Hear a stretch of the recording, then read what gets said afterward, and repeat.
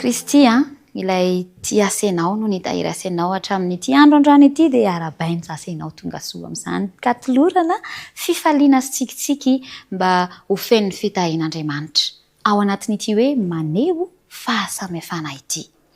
Androany manko no ijerenany hoe vavolombelon'ny asa ny baingana vadika. Andeha hivavaka isika ahafahana miroso amin'ny fandiniana izany. Andriamanitra ray tianay io. Isaoranay foana ny fitiavanao ka ahafahanay miaraka eto indray. Fanirinay ny hoe ianao tokoa no tsapanay amin'ny fiarahana ka ampahery anay izany fanatrehanao izany.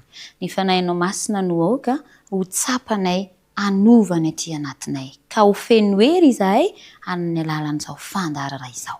Saotra indrindra Andriamanitra fa aminaran'i Kristy ny ivafahanay. Amen. Vavolombelon'ny asa ny bainga navadika.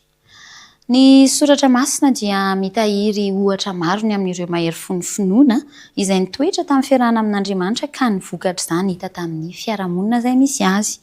Ohatra amin'izany izao ny Daniela 7:7-7:20 izay mitantara ny amin'ny teny izay nataona tanora nanao hoe indro Andriamanitra izay tomponay dia mahavonjy anay amin'ny lafaoro misy afo mirehitra sady hamonjy anay amin'ny tananao ry mpanjaka. Ary na dia tsy izany azy, aoko fantatra ao ry mpanjaka fa ny Andriamanitra ao dia tsy ho tompoinay. Ary ny sary olona volamena izay natsanganao dia tsy ivavahanay. Mety ho azonao sary an-tsaina sahady hoe tantaran'iza tokoa moa izany. Ary mety ho efa hainao tanteraka mihitsy ary ny amin'izany tantara izany dia ny amin'ireo telo lahy izay tanatin'ireo vahoaka maro nasaina ny ankohaka tamina sary vongana volamena satria hoe ino no Andriamanitra rehefa maneno ny anjo mara. Fa tamin'izany fotoana izany tokoa ny hoe rehefa maneno izany dia miara-miankohaka dia naneno tokoa ny anjo mara fa izy telo lahy nijoro ny jaridina tsara raha niohaka tamin'ny tany avokoa ny olona rehetra. Dia voalaza ny tantara fa rehefa hita toy izany izy ireo dia ampiarana ny lalàna izay hoe ho atsipy ao anaty lafaoro misy afo mirehatra. Tezitra tena tezitra ny mpanjaka tamin'izany ary nafanaina impito mihoatra noho ny mahazatra ny lafaoro mba ahafahana hoe tena anipika ho kila tsy misy tsony reto izay heverina ho mpandika lalàna, tsy mba miaraka amin'ny olona rehetra fa miavaka masamijoro izy telo raha tokany rehetra miohaka amin'ny tany.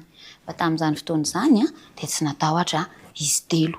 Natsipy tokoa izy ireo ary namay be mihitsy ilay lafaoro ka na nanipy azy ary may avy hatrany satria tena ny lelafo no avy hatrany dia nandoro azy ireo noho ny hafanan'ilay lafaoro.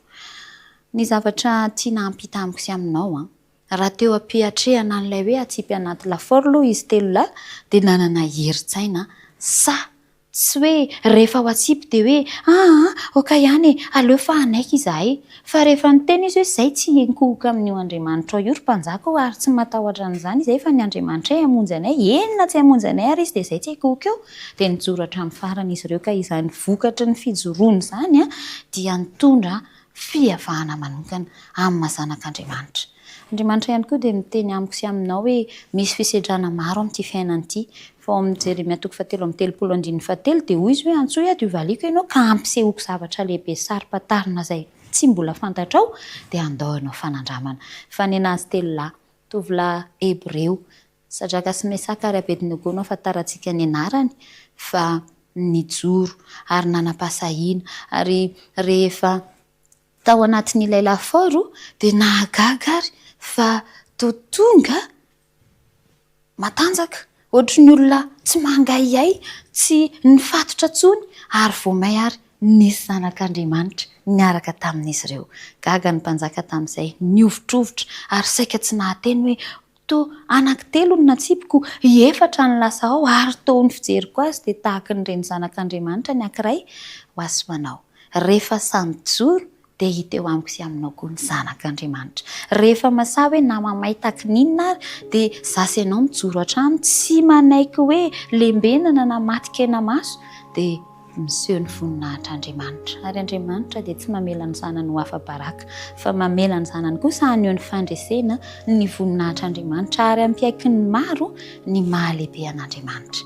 manaiky ve ianao mba ho fitaovana tahaka ny Sadraka sy Mesaka ary Abednego, tahaka an'ireo mahery finoana hafa voalaza ao amin'ny Baiboly, tahaka an'izany hoe na Hebreo ianao dia ianao irery any an-tanin'olona tsy misy dada sy neny, anohana tsy misy fianakaviana na namana hafa fa ho an'ny Daniela sy izy telo lahy moa dia zareo ny tany, dia nefa izy ireo naneho ny fahasamifahana, dia ianao ihany koa ve vonona eto amin'ity tany ity mba ho fitaovana isehoan'ny zanak'Andriamanitra, miraisa amin'Andriamanitra isan'andro.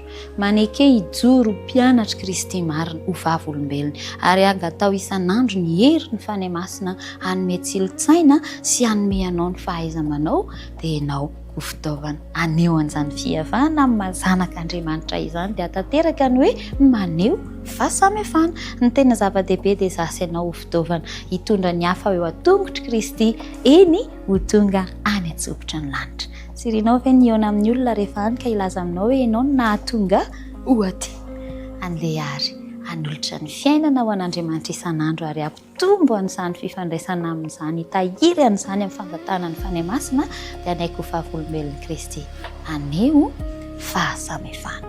Inarin'irinao ankehitriny tsy ny mba ho tahaka izany fa andao aretina mbavaka izany, vavaka isika. Andriamanitra tianay, fisaorana feno no atolotra ianao ny amin'ny hery izay hoentiny teninao, maneho ohatra aminay fa rehefa miantehitra aminao dia tafianao hery ary mandresy ho voninahitry ny anaranao. Faniriana iny mba ho fitaovana ihany koa aneho ny fahatsaranao amin'ity izao tontolo izao ity, hizaran'ny fitiavanao ary hatonga ny hafa ho fohavonjy dia hiaraka aminao any amin'ny fiainana mandrakizay izay rehetra noho ny amin'izany. Ka ny fanahinao masina no hatafioanay hitantana anay isan'andro tokoa. Misaotra sahady amin'ny anaran'i Kristy ny fahafahanay. Amen. Dia misaotra an'Andriamanitra, misaotra anao ihany koa ary mirary ny tehirizan'Andriamanitra anao amin'ny hery sy ny fiarahana amin'ny hatrany.